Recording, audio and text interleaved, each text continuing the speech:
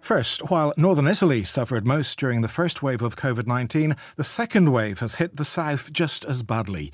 The region of Campania was the first to take drastic steps, closing all schools in mid-October. Just last week, the region of Puglia followed suit. But in Campania's capital city, Naples, one group of teachers has found a way to keep school going for the children in spite of the closures, as Danny Mitzman has been finding out.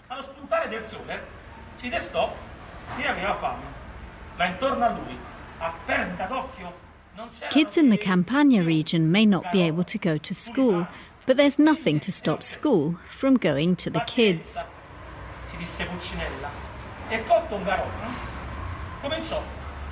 Teachers from Dalla Parte dei Bambini, a group of 4 infant and primary schools in Naples, have been taking their lessons out into the streets where their pupils live.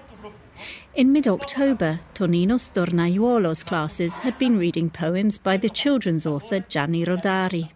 Ci siamo sentiti con I colleghi, I compagni più vicini.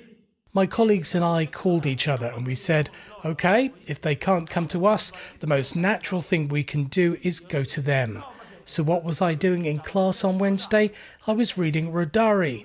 Perfect. So on Monday, I'll go back to reading Rodari, but instead of doing it in class, I'll do it from beneath their windows and balconies, in the streets, wherever it's possible for us to meet.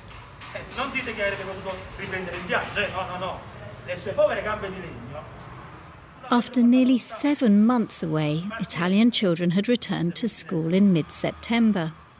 Tonino recalls how his pupils reacted to the news that they were closing again after just 1 month back. On the Thursday, when the decree came through, they started calling us and sending us messages. They were desperate, sad and really angry with the situation. They said, how come I can go to football, to dance class, Mum and Dad can go to work, I can go to the park to meet my friends, but I can't go to school. Why is this? While they accepted it during the first lockdown when everything was closed and the whole family was forced to stay at home, this time they really didn't understand or accept it.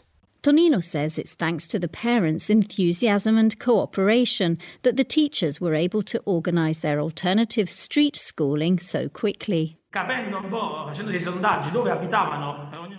We worked out where they all lived and then organised for 4, 5 or 6 of them to get together in a specific place near their homes. One little girl who was in quarantine couldn't come down. So what did we do? Leave her alone? No, she went out onto the balcony and we went with a small group of her friends to have the lesson below her balcony. So she still took part in the activities of the day.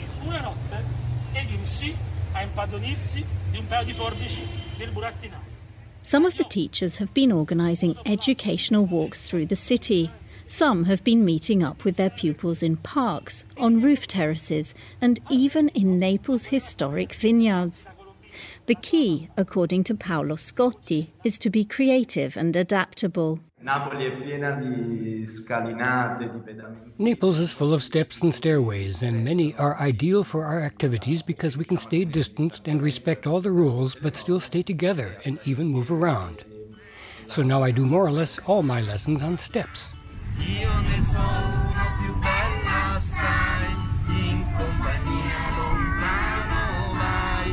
For his first street lessons, Paolo took his guitar with him and invited his pupils to sing along outside their front doors to a song they'd learnt at school.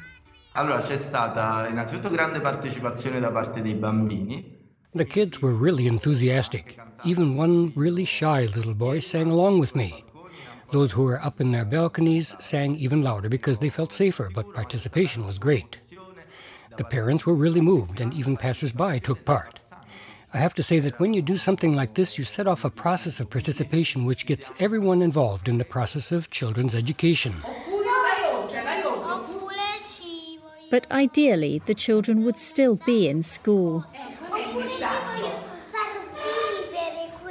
Rachele Furfaro is the founder and head of Dalla Parte dei Bambini group of schools, where she continues to teach. She feels that closing schools is actually counterproductive to keeping children safe from the virus, especially in a city like Naples. I bambini degli ambienti della fragilità sociale stanno per strada. The children of disadvantaged neighborhoods are in the streets. They're not at home. So it's much better for them to be able to come to school rather than be in the streets, because COVID contagion can happen much more there than if they're at school. During the first lockdown, one serious problem that emerged with distanced learning was that not all school children have access to computers for online lessons. But as a former city councillor for education with over 30 years of teaching experience, Rachele says that's just the tip of the iceberg. Questo Covid ha tracciato un solco. COVID has widened the gap enormously and intensified differences. It's not just a problem of internet connection and technology, but also available space, who takes care of the kids and so on. In disadvantaged areas like the Spanish quarters, where 10% of the city's minors live, we have the highest percentage of school dropouts and neglect of children between the ages of 8 and 14 in Europe. If children in these neighborhoods have to stay at home, home is not a safe place for them to be, because the adults can't look after them. There's not just educational poverty, but real poverty. Parents who can't put a plate of pasta on their table for their kids, so they look for any ways to feed them, including illegal ones. So we need to talk about this too, not just about connectivity and technology. Una notte egli riuscì a impadronirsi di un paio di forbici del burattinaio. Tonino agrees.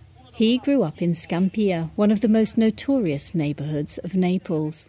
A Napoli da sempre ci industriamo e proviamo a immaginare delle alternative. We in Naples have always tried to come up with alternative ways to overcome emergencies. Before, they were simply class, social and youth issues. And if now we have to add the COVID emergency, then perfect. This is just the nth emergency on top of those that already existed.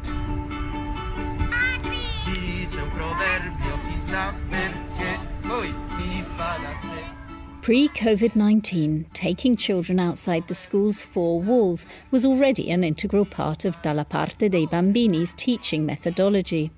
So, as long as Campania's schools remain closed, even without classrooms, they're determined to continue. Danny Mitzman, DW Radio, Italy.